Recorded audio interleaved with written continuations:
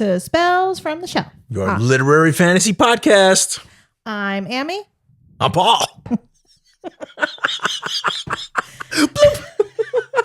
And we're here to talk about The Blacktongue Thief By Christopher Buehlman. Yeah, you're going to take that name. Get on it. Read this book. I was like, I am going to, but I'm terrible with pronouncing names. I always look up like Hooked on Phonics. Yeah, well, sometimes you pronounce something the way you think it sounds, and well, that's just not actually the way it's pronounced. Yeah. So, hey, you got to take a chance. You got to take a chance sometimes. This was a fun one. Man, I thought the pacing is fast, and it is a rollicking good time. Yes. There's quotables, there's elementary school humor, which I will throw some quotes out in. There's just fun characters and the plot just moves. Yeah, the plot moves really fast. So fast that before we started recording, I said to Paul, I was like, I actually got confused sometimes because they talk like at a quick pace and you don't I must not have read books that have like that, like a lot of dialogue back and forth. Yeah, which is good because it does mean that you're hanging out with the characters and you're getting everything in the moment. And there was a lot of humor here. Yeah, there was a lot of humor. I think around that pace too, it's hard for authors to always put in, like, as you're writing dialogue, to always said, and then that was Kinch said this, and then Galva said that, or he said, she said, and like it breaks up the cadence. So, but it does speed up the pace when you leave some of that out. Like Hemingway did that a lot too. Hemingway. He did do that a lot. Yeah. That bastard. Oh man, I love me some Hemingway. But I do love Hemingway. Most good artists are tortured souls. Let me tell you. Let me tell you. Yeah, they really are. And Hemingway was not far from the truth there. But you're right. Yeah, his books were always very like lightning fast paced, a lot of quick. Yeah. And this book is great. So let's jump into the plot. Is funny on this one. Quest, right? Like, this is a quest book. So if you're into quests and magical characters, in a magical world, you are gonna enjoy this book. And a cat companion. Oh, Billy Boy, blind cat, Bully Boy. This cat, first of all, just kept keeping on. There were a lot of, this cat has a bunch of surprises. If, like people really love cat videos on YouTube and Instagram and TikTok. Well, if you like cats appearing in your stories, you are going to love this book. Yeah, you're definitely going to enjoy this book because, so we have a Kinch. I'm going to go with Kinch. He's our thief. Mm-hmm. And Galva is another character that we meet in our plot. She is a lady knight. The Spanthian. Yeah. Let me the book opening. Like, those are our two main characters, right? Like, we're going to start there. Yes. The opening of this book it's hilarious. It's just spectacular because it's this gang of thieves that tries to, rob the Spanth. Yes. Right. And this is not a spoiler. This is like when you're reading the first chapter, it's just like a quick vignette that opens up the story. The opening chapter is pretty spectacular. No, it is. And that's how Kinch meets Galva, because he tried to rob her. Which is fails miserably. And fails completely. And like I said, she is a lady knight. And I feel like I've read a lot. Funny enough, this is like the lady knight year. I've read this is my third lady knight book, which is kind of funny. Totally on accident too. And as a result, Kinch is forced into a dangerous journey. And their mission, they are obligated by the guild because he owes them a debt. Yeah. So the Takers Guild is, they call it the low school, right? Where they teach you to be a thief, but the training, you get in debt for the training. Yes. So he has to go on their missions and be at their beck and call and pay them back. And it's kind of your typical like payday shark loans where they're really hard to pay back. I kind of thought of it as a fantasy pyramid scheme. Right? Yeah, great take. Like a fantastic little MLM moment. or like, we don't pay you, you pay us. Yeah. Forever. And that's kind of how I took away, like what I took away from it. And their mission is, of course, a dangerous one because they have to go into the land of giants. Yeah. It's very rare that you get giants in books anymore. Yeah. Right? Okay, we've had a lot of dragon moments, but you don't see as many giants. Yeah. Like Lord of the Rings is like big giant moment. Game of Thrones, and then it kind of like fizzles out. Yeah. This is a nice little giant moment. Well, we're going to talk about Iron Widow in a later episode, and that one has giants. Oh, we're doing like a whole giant theme. Maybe we're in a giant theme. We didn't even plan it. Yeah, we didn't even plan it that way. Oh my God, you're right.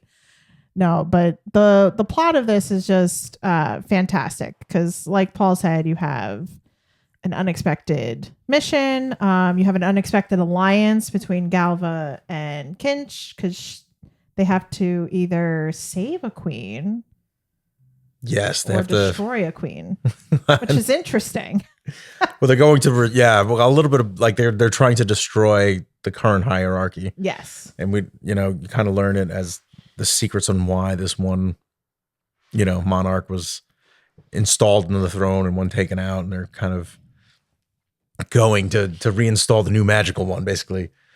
But the way, so just to go back to the first chapter with how Kinch and Galva meet, they're robbing each other, but the reason they become friendly is because she destroys his gang. And he, by the way, put up a red flag. He's like, he's got like this luck meter, right? That he feels, right? And he's like, I think we should back off this one. I don't think we should move forward with attacking this person. They don't listen to him. No. And they go forward with the attack, and he gets a shot off on her. And at the end, after she's maimed all of his would-be comrades, she tells him it was a good shot because she got him like in the corner, like underneath the arm. And he goes, I shot true.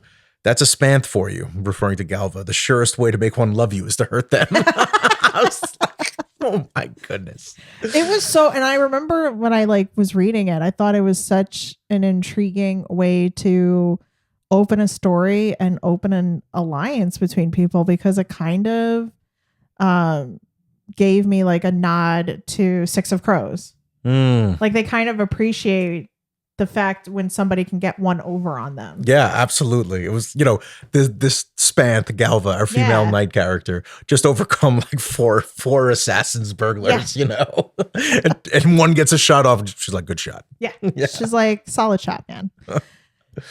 And correct. Remind me, how did Bully Boy enter again? He rescues the cat. Yes. So. And becomes like. There's these kids, right? He's in like a dark alleyway, so kind of like a slum. And these kids are picking on a cat. And it just doesn't sit well with them. Which, like, same. Yeah, of course. Same, right? What, like, let's hurt an animal. Like, no. So Kinch runs over and saves the cat. He messes with the boys a little bit. And then this cat just like attaches to itself to him, and it's blind. It's blind. And it becomes kind of another, not kind of, it pretty much is like another character that we have throughout the story. Mm-hmm. Because, they're always referring to Bully Boy. I think one of my favorite scenes is Kinch is like doing something and Bully Boy is like nodding or shaking his head. And he's kind of looking at him like, is this cat like telling me when to do something and when not to do something? And the way that the author described it was so funny. Like he would look up at Bully Boy and he'd be like, or like this. And it's like, what? And that's just a little teaser moment that, Bully Boy, you should definitely read it to find out that Bully Boy is more than what the cat appears to be. Mm-hmm. Becomes like this great little moment in the story. And then that was the first moment where I went, wait a second. This cat is more than meets the eye. Like, what's up with this cat? Like, what's going on here? Is it mystical? What's happening? Yeah. But we're not going to tell you. You'll just have to read it to find out. Yeah. And then another character that we get along the way in the story is Noragal, the witch. Yes. She's funny. Oh, The witches. So she's so funny. We've got witches, we've got giants, we've got knights, we've got thieves. I mean, the crew. Everything. The crew is just fantastic. It is a dark medley crew, morally ambiguous characters. But so we meet ambiguous. Dead Legs the witch. Oh my God, Dead Legs. Yes. The names of all of these things too is like ridiculous. So rich. Yeah. There's a scene where when you first kind of learn about Dead Legs, and let me tell you, it's pages. I won't read through. It's like pages 90 through 100. And this isn't a book that starts slow and you're like, oh, I'm investing time and I don't like it. Like you are off like a rocket ship with this book. Yeah, you really are. As the quest kind of winds its way across to saving, this witch queen that they're trying to put back on the throne. But yeah, pages 90 through 100 describe Dead Legs, and they are just really fun descriptions about walking into her lair. Like, I don't know what to call it. Her tree domain. I don't know what to call it either. It's part like Escher's staircase and part like mirror hologram world. But how like there's a story about why her name is Dead Legs, and that's fantastic. But the reason I bring up Dead Legs after you brought up Norgal is because we are introduced to Norgal through Dead Legs. Yes, it's through Dead Legs, and it's through the obvious mission that Kinch and Galva are going on, and they, I feel like it's like the land of misfit toys. Is this unlikely band of characters that they just keep picking up these random misfits along the way, who are almost like what I would call like the black sheep of each section of their realm. Yeah. Which is kind of not like Galva exactly. Not Galva, no. Yeah. But like Norgal's she's kind of kooky. Yeah. She's kind of not fully in control of her powers like in the first couple scenes. I kind of like, in my mind, I kept picturing her like stumbling with her magic all the time. But like you can tell that she's very powerful. Yep. It's just she's a very clumsy witch. Yeah. Very clumsy. But it's just I liked her character a lot. And I liked our main character, Kinch.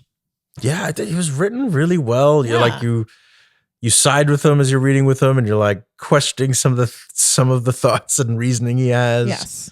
But he does become very endearing very quickly because, he has to make a choice between sticking with the Takers Guild, who he knows to be, forget about making a deal with the devil. It's just, beyond that. So he wrestles with that decision for the greater good. Yes. And you can tell that he like wrestles with those things. His inner dialogue was well done, I thought, as well. He kind of paints you a picture of their journey. The fight scenes were fantastic. They were. Yeah, there's goblins, right? Like the scenes on the island. Yeah. I mean, guys, this book has it's unexpected. I went into it blind. This was your suggestion. Yeah, this one I was like, this one keeps popping up, and it's and when I say keep popping up, like there are people on TikTok that talked about it, there are people on Instagram, and everybody's doing that all the time, right? There's a lot of noise around lots of books. That's kind of what we do here, right? Yeah. Like we make noise about books we like. But this one kept coming up, and the reviews were of a different edge. They were just read this book. Yes. They were like it's not like, oh, I really enjoyed this. It was like this book just stood out among some of the reviews from multiple reviewers. And I was like, I think we need to check this one out. And this is an author I'm unfamiliar with. Same. Yeah. And normally, and I don't do this any other time, just for the podcast, I will look up the authors. I didn't even look them up. I was just so into the story. I forgot to see what his inspiration was for this book because I was so curious because I felt like it had a lot of, and you said it, Irish humor. Yeah. And Irish humor is a very specific kind of humor. It's like border on dark humor, but like very silly, not super serious. And that's the energy and it's very serious things happening in the book, but you don't feel overly serious or you don't feel heavy with like there's themes in here like a fantasy capitalist world which was interesting. But you don't feel bogged down by the themes. They kind of are just there. You have war and conflict. You have, battles, greed. You have all these things, but it's with humor. Yeah, you are going to laugh through this book. There's a lot of laughing. And it's laughing at, if there's, you're not getting a lot of spice in here. No. You're getting relationships and love and those dynamics, but you're not getting smut. There's no fairies. I don't think there's any fairies here. No fairies. No fairies. No, we got goblins. Which is actually kind of funny in an Irish story. Like the Irish fairies are pretty. Maeve is an Irish fairy. Yeah. Maeve, Queen Mab. But you do get just I don't know where I'm going. I lost my train of thought, but we really like. It happens, man. Yeah. No fairies and then dropped. You mic dropped yourself. You're like, what probably happened? You probably went down a little mini rabbit hole where you're like, wait, why is there no fairy? But there isn't. Yeah. But that's because we focus on a lot of other fantasy elements that we don't ever get to sit with enough, I don't think. I would say there's more, I don't know, did you think it was more character driven than world driven? Not big world building. Yeah, I would say it was not big world building either. Yeah, so this is not a big world builder book. Mm-hmm. Characters on a quest. Yeah, characters on a quest. I kind of figured out it's interesting because I kind of placed a world around it without really I don't think we got that many descriptions about the world. Yeah, so I agree. To speak. I think there's this assumption that the setting of a quest, right? Like there's some taverns and pubs, reminiscent of meetings in Lord of the Rings or Game of Thrones meeting. Like you've got the tavern set up. They're going to a land of giants. They're battling some goblins in Goblin Town. Like you're familiar with these settings, but they're treated in such a way that the characters are so unique in these environments. Yes. That it really moves along well, and you're not going to be, I think sometimes there's a lot of judgment on I've had a goblin story before. I've seen these creatures before. Nothing in this book is mundane. No. In my opinion. I don't think anything about it is mundane. I actually think, come to think of it, talking about the world building aspect where there really isn't any specific world building. Mm-hmm. This is a book that makes you use your imagination. Yeah. And I don't really think that, today there's such a heavy emphasis on world building, which is great. Yeah. Don't get me wrong. I love a good world building moment. But if you keep handing stuff to me, I feel like I don't get to this. This was, I think, an exciting little moment for us because we got to use our imaginations a little bit. Yeah, I think world building is it's the setting, right? It's not, you don't fall in love with the world. You can really enjoy the world. At least I don't. You fall in love with the characters, right? That are in the world and interacting with the world in these different ways, right? I feel like story, right? The art of story is why you follow along, and world building makes that richer, but it's not the real foundational underpinning of story and why you're reading. Right. I wouldn't call it the entree. I would not call it the entree. I would call it the ambiance. Yeah. Yeah. It's like the ambiance that you're sitting in while you're eating. Makes a difference. But you don't have to beat me over the head with it either. Yeah. I don't need 300 pages of world building. No thanks. I don't need it. I'll take it, but I don't need it. Yeah. And I actually just through this conversation, I just realized how much of my imagination I did use here. I used a lot of my own images that I had of parts of Ireland, especially Connemara, that area with the big mountains. I kind of pictured a lot of that where there was just land far as the eye could see kind of deal. I pictured a lot of Cliffs of Moher in there, and it kind of, and even if you haven't been to these places, you know, a lot of us watch enough clips and TV shows and movies today that you can kind of piece together a nice little world moment. And he gives you that opportunity. He gives you enough. Yeah. That you can kind of take. Because Kinch is really, he's our storyteller here. He is. We're in his head. We're following him along. He's definitely got tons of sarcasm, but with all that sarcasm, he's very endearing. Yeah, very endearing. I would agree. I have a quote.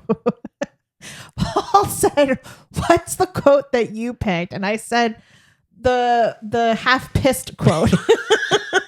I was like, well, no, you said like the piss in the pants quote. The piss in the pants quote. I was like, there was a couple moments. And I was like, there was? I was like, how many piss in pants moments were there? Well, apparently there was a lot. This one stuck with me, though. This one stuck with me. I was so scared, I half pissed myself. But the difference between the strong and the weak isn't that the strong don't piss themselves. It's that they hitch up their pissy pants after and go through with it. And I was like, what a great way of being like, rub some dirt on it.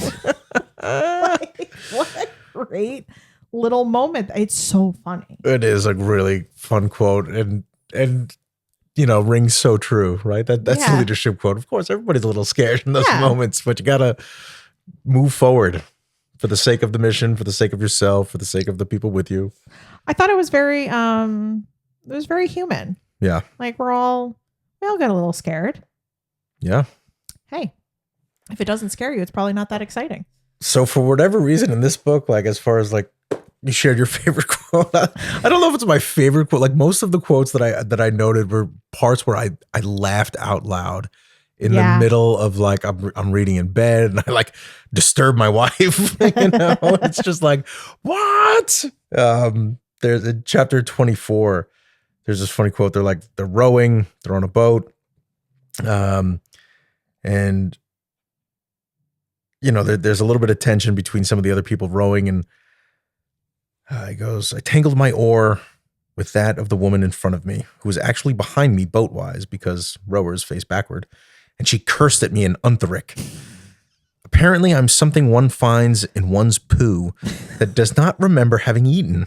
They've actually got a word for that in Unther. I was like, the book is so playful with language that, oh my goodness. There's amazing quotes like Anne-Marie just gave. And then there's like these super humorous, like sixth grade humor quotes as well that just make you laugh out loud. Made me laugh out loud, certainly throughout the book.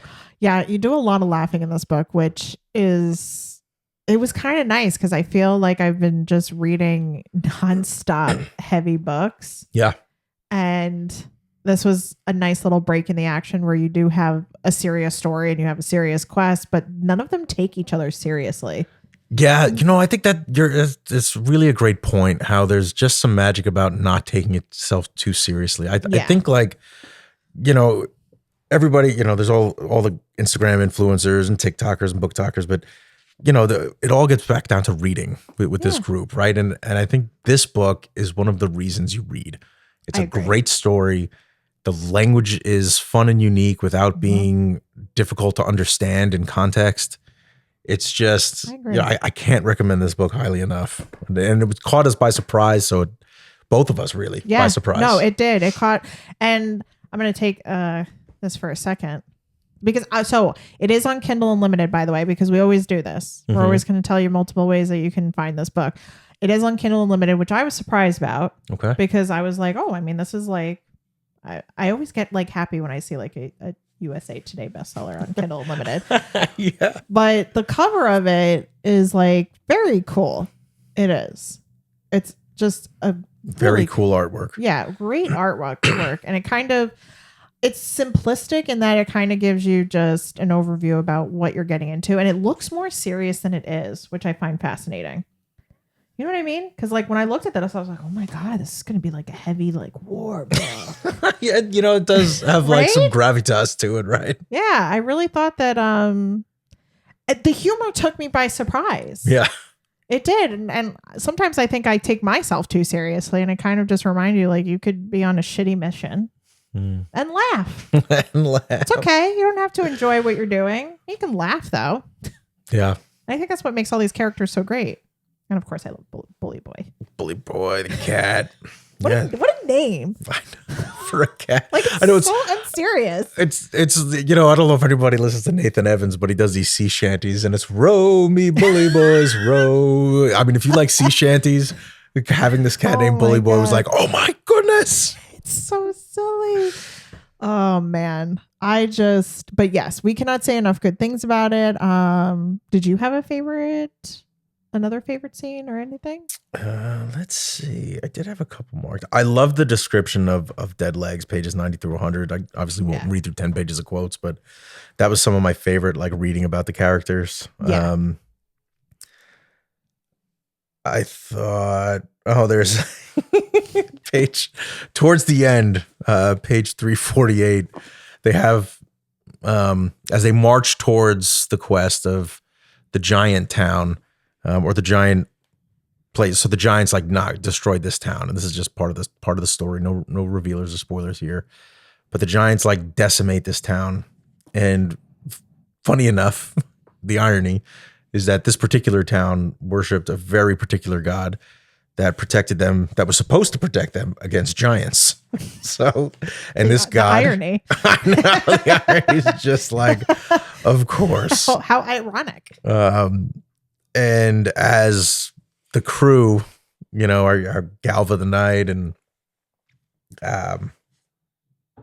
Kinch get to the territory, there's a toppled over god. This is Kinch goes kind of go on this mission. It's kind of like a scouting reconnaissance mission first. And there's this quote where he talks about the god's name that was supposed to protect the giants was Tur, Tuur. The giants had done it, their share too. Someone must have let on to the biggins what Tur's line of work was, because a coil of poo only a giant could have manufactured adorned poor Tur's helmetless head. So the giants just took a dump of the statue's head, which I just found hilarious. When and if I got down from here, I was going to have to find something to write with and add a D, turd, with an arrow pointing to the offending matter. It's just like, again, like I usually don't highlight 7th grade humor here, but it was so much fun to read, because to Anne Marie's point, like you're on this serious quest and you're invested in the characters, and then he's just looking at this giant piece of poop on a god. And it was so many moments like that in the story that just kind of kept it fun and edgy. Like you were never not being entertained by this book. No, you were never bored. Yeah. You really were never bored. Yeah. There's no boring parts here. It keeps you on your toes. It's going to keep you awake. And it's just really good.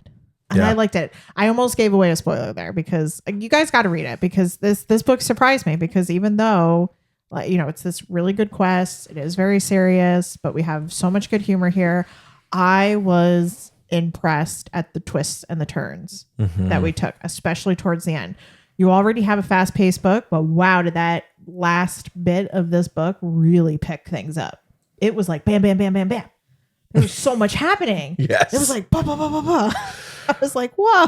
Yeah, going back to what we mentioned earlier, like if you like a fast-paced book, you will like this. Yeah. Don't blink, you'll miss it. Don't blink, you'll miss out. I'm telling you. But yeah, I mean, it has some really great themes. You have war, you have greed, debt, conflict between appearances and reality, which is like a really big one that you kind of see. And there's little hints that you get about what is possibly not reality. Yeah, and it did pretty well. I was wondering, like, it came out in 2021, this book. So it's not like super new. It's not one of the newer books we're covering. And it's still being talked about quite a bit. And that's kind of how like some of the Red Rising books came along too, right? They were published in 2014 or 2014 initially, and they're to such success now. But this was, published in 2021, got onto the USA bestsellers list. Yes. It's a good one. Yeah. What was your rating? Oh man, this was a 5 for me.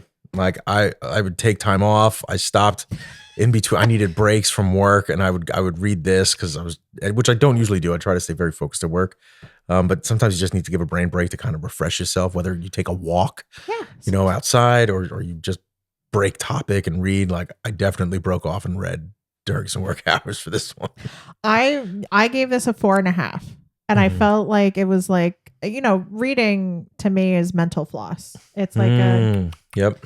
It just cleans out the gunk in your brain. It does. You just take it and you clean out the gunk. Yeah. You just need to you need, if you stay focused for too long, your brain gets fatigued. So you gotta context shift for a little bit and then recalibrate. Yeah, absolutely. And this is a great one. So Over here at Spells, we highly recommend adding this one to your TBR. Mm-hmm.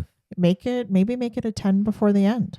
Yeah, don't sleep on this one. I'd say like get it on that TBR list and put a date on when you're going to start it, because books come to you when you need them. So after everything we've described, you'll know when you need this book. So keep it on the TBR list. Yeah, because sometimes you need a little humor. Yeah. Sometimes things get a little heavy and you need to laugh.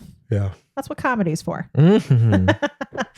But yeah, so be sure to like and subscribe, because we have so many exciting things going on here at Spells. And, feel free to let us know if there's any books that you think we're missing out on. Yeah, hit us up. Yeah, available on all major platforms. You can comment, go to our website, spellsfromtheshelf.com, send us a comment. Yeah, absolutely. Hit us on the Instagram, on the TikTok. On the gram, on the TikTok. We're everywhere, guys. YouTube. And until next time. Catch you later. Bye.